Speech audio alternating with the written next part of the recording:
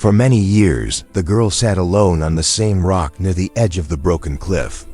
Her silver-blue skin looked pale under the red suns, and her white hair moved softly in the wind. She wore the same old scarf tied tight around her neck, as if it was the only thing keeping her from disappearing. No one knew her real name. Some called her Stone Girl, others whispered, "She's the one waiting for ghosts," but she never answered them, not once. She simply sat there every day, looking up at the sky, always toward the west. Always waiting. The wind would blow, the sky would change, but the girl stayed still like part of the stone itself. Even in rain, storms, or heat, she never left that spot. Some said she had lost her mind, others said she was cursed. Only one thing was clear: she was waiting for someone to return. It began 10 years ago, during the Great Evacuation. There had been a fire at the landing site. Her parents' names were listed as missing, presumed dead, but the girl, just a child back then, refused to leave the planet. She said, "They told me to wait here so they could find me," and so she waited. Ships came and went, traders passed by, soldiers landed and left, but none stopped for long, not after seeing her empty eyes. She didn't beg, she didn't cry, she didn't speak unless asked one thing: "Did you see a blue ship with white wings?" She would say. Every time someone answered no, she would lower her head and go silent again. One old alien even tried to drag her away once. She bit his hand, kicked his knee, and crawled back to the rock with blood on her scarf. After that, they left her alone. Then one day, a small human ship crashed nearby. It wasn't big or special, just a beat-up trader's vessel with one man on board. His name was Jace, and he needed water and metal to fix his engine. He walked past the cliff and stopped when he saw the girl sitting there. At first, he thought she was a statue, but then she blinked, slowly, and whispered, "Are you from the blue ship?" Jace shook his head, confused. "No, I'm just passing through." She looked away, her voice empty. "Then you'll leave too." Jace sat down beside her, placing his food pack on the stone. "You hungry?" he asked. She didn't answer. He didn't push her, just opened the pack and ate slowly, leaving half untouched. Then he stood and said, "If you're still here tomorrow, I'll bring more." She didn't reply, but her eyes followed him until he disappeared into the trees. The next day, he returned, and the food he left before was untouched but still there. He placed a new pack beside it. "Still waiting?" he asked. This time she nodded once. Jace sat again, watching the horizon with her. The sun went down slowly, and the stars came out. As the sky grew dark, the girl whispered, "They promised they'd come back." Jace didn't say anything. He just looked at the stars and whispered, "Then I'll wait with you." The stars flickered above them like tiny ships lost in the black sky. And somewhere deep under the old soil, something ancient stirred awake. A human had finally sat on the rock beside her. The waiting was no longer hers alone. The next morning, Jace came back again, just like he said he would. He found the girl still sitting on the rock, her scarf wrapped tightly around her neck. The food pack he had brought yesterday was still untouched, but she had moved it slightly closer to her side. That small change gave him hope. Jace sat beside her again, not asking anything, just watching the sky with her. After a long silence, she spoke softly, "Why do you come back?" He smiled gently, "Because no one should wait alone." Her name, he finally learned, was Leora. She spoke like someone who hadn't used her voice in years. Slow and quiet, she told him her parents left during a fire. Told her to stay on the rock. They said they would come back, she repeated like a prayer. Jace didn't ask questions, he only nodded. He didn't tell her the truth. Others believed that her parents were gone, because the way she said it, it sounded like she still heard their voices, still believed they were out there. That day, Jace started repairing a small communication tower nearby. He told her, "If your parents are still searching for you, we'll help them find you. Liara looked at the broken tower and said nothing. But she didn't walk away either. As he worked, she sat closer than usual, still watching the sky, still waiting. Over the next few days, Jace kept coming. Sometimes he talked. Sometimes he worked. Sometimes he just sat beside her. And slowly, Liara began to speak more. She told him about the dreams she had. Strange dreams of a blue ship whispering her name, of stars singing like bells. Jace listened, truly listened, and never once laughed. One night, as they sat under the twin moons, Liara looked at him and asked, "Do you believe in old things that sleep under the ground?" Jace thought for a moment, then answered, "I believe in people who wait." That night, the tower flickered to life. The old machine buzzed, clicked, and blinked, trying to search frequencies across nearby sectors. It was weak, but it worked. Jace and Liara sat inside the small dome as the scanner spun slowly, searching for signals. Most were just trade beacons or old patrol warnings, but then a strange sound came through, one Jace hadn't heard before, a soft pulse, like a heartbeat in space. Liara stood slowly, staring at the screen. "That's them," she whispered, eyes wide. "That's their signal." Jace checked the frequency. It was encrypted, ancient, and full of noise. But inside the static was a repeating pattern, one that had no origin in the station's maps. "Where's it coming from?" Jace asked. Liara pointed up, toward the stars, then down, to the west. "And deep below?" Jace stared at her, confused. "Below?" She nodded, her voice colder now. "There's something under this planet. Something they tried to hide." As the signal grew louder, the wind outside shifted, the cliff moaned, and the ground trembled just a little. Something old had heard the signal too. Jace looked at Liara, who stood calmly in the center of the room, eyes glowing faintly. And for the first time since he met her, he wasn't sure she was just a lost girl waiting for her parents. She might be something more. And whatever was hidden below them was waking up.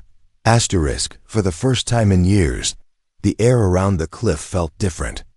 It wasn't just the wind or the cold, it was something unseen. Something that watched. Jace didn't notice it at first. He was too busy boosting the signal from the broken tower, but Liara felt it deep in her bones. She stood still near the rock, her scarf fluttering in the breeze. Her eyes searched the distant trees. "There are eyes in the dark," she said softly. Jace looked up from his tools. "What do you mean?" She didn't reply. But she didn't sit down either that night.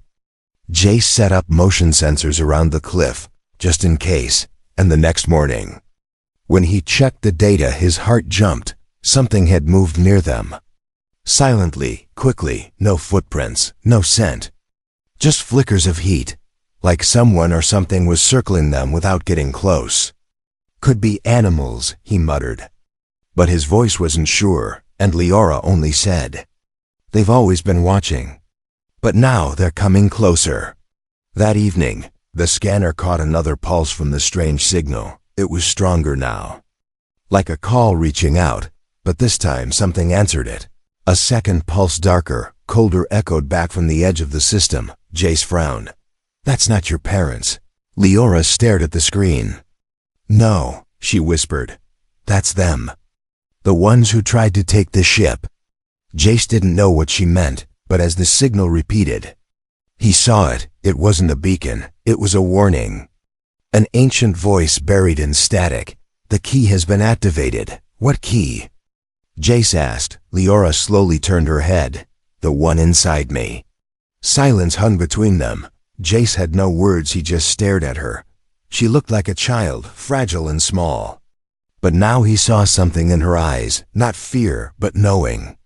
Like she had always known this moment would come. That night, a cloaked drone flew silently over the cliff.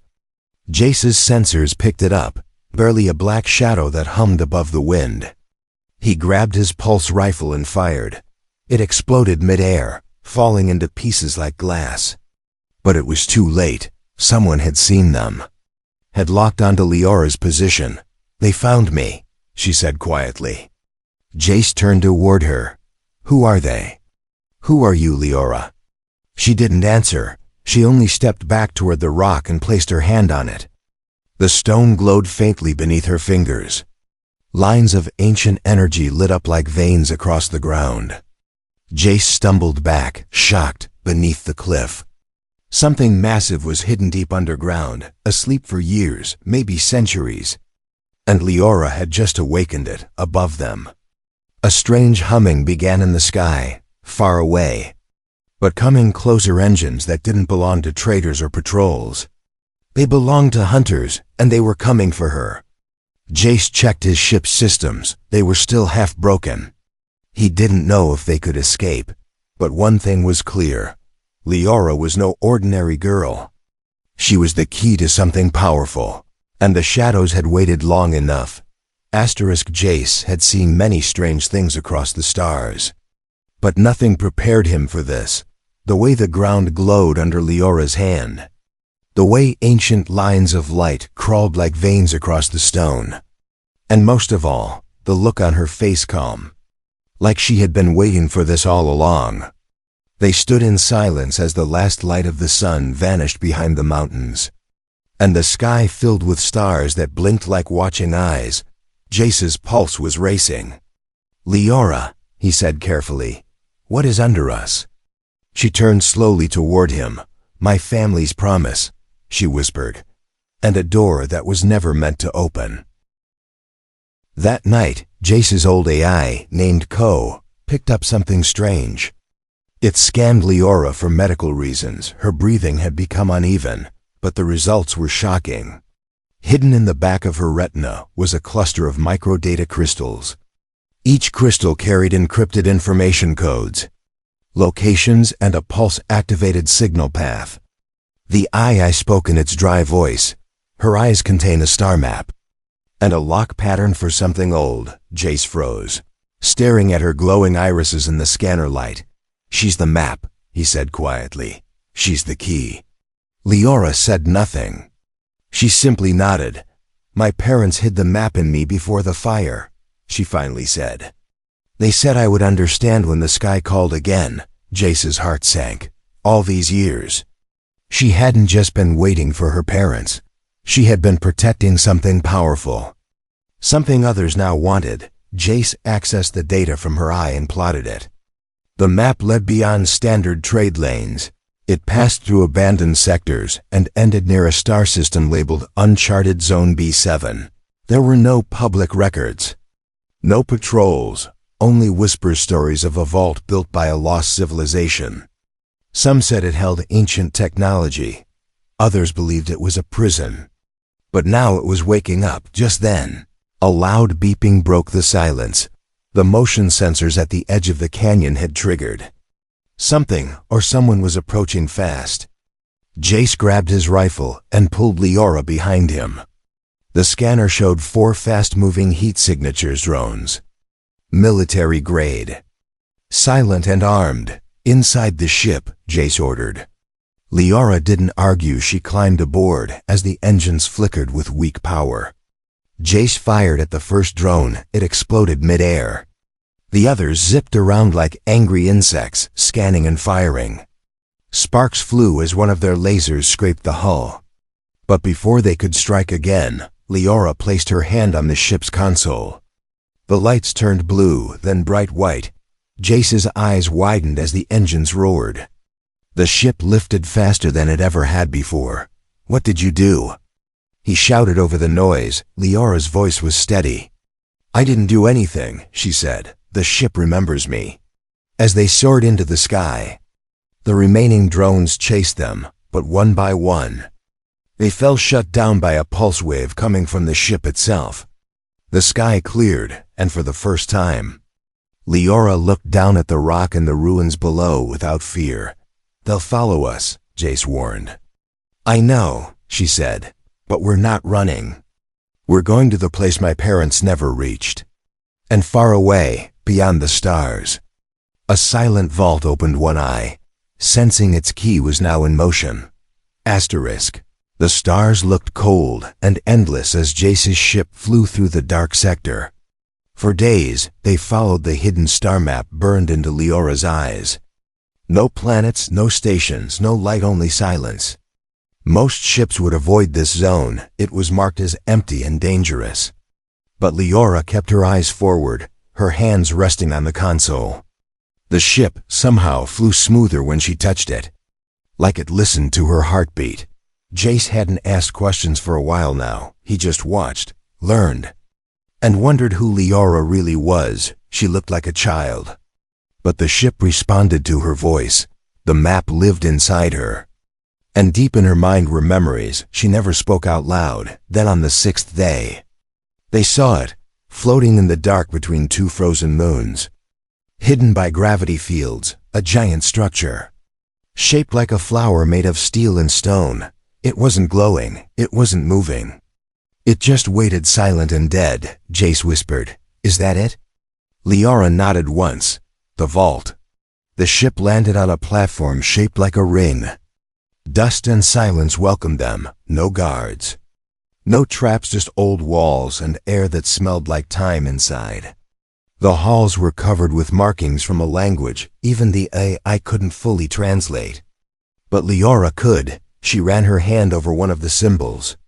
It says, "Those who remember will return. Those who forget will fear." As they walked deeper, lights turned on softly, one by one, not bright, just enough to guide them. Then they reached a chamber with a tall, sealed door. In the center was a crystal pedestal. Waiting like a puzzle with no clues, Leora stepped forward. She didn't ask Jace for permission. She just placed both hands on the crystal. The room trembled. Jace raised his weapon, but nothing attacked. Instead, the crystal glowed, and a soft voice filled the room. It was not a machine voice. It was human. It said, "Leora, if you're hearing this, we didn't make it." Leora's hands trembled. The voice continued, "We hid this vault because it holds knowledge too dangerous for most. The kind that can heal planets or destroy entire systems." Jace's eyes widened. The message was from her parents, recorded years ago. They had survived the fire, but knew they wouldn't survive what came after. They had stored everything here: research, alien tech, and their final hope, Leora. The map was hidden in her, because she was the one they trusted most. They had planned to return, but were hunted by those who wanted the vault's power, and so they left her behind. To protect the future, Leora fell to her knees. Her voice cracked. "They didn't forget me. They protected me." Jace stepped forward and placed a hand on her shoulder. "I told you someone would come back for you," he whispered. Tears rolled down her cheeks, but she smiled through them for the first time. But then, a loud alarm echoed through the chamber. The AI screamed. "Multiple ships inbound, hostile signature, less than 3 minutes out." Jace cursed. "They followed us." Leora stood tall now, eyes glowing again. She looked at the crystal and said one word, "Open." The vault responded, walls shifted, lights exploded to life.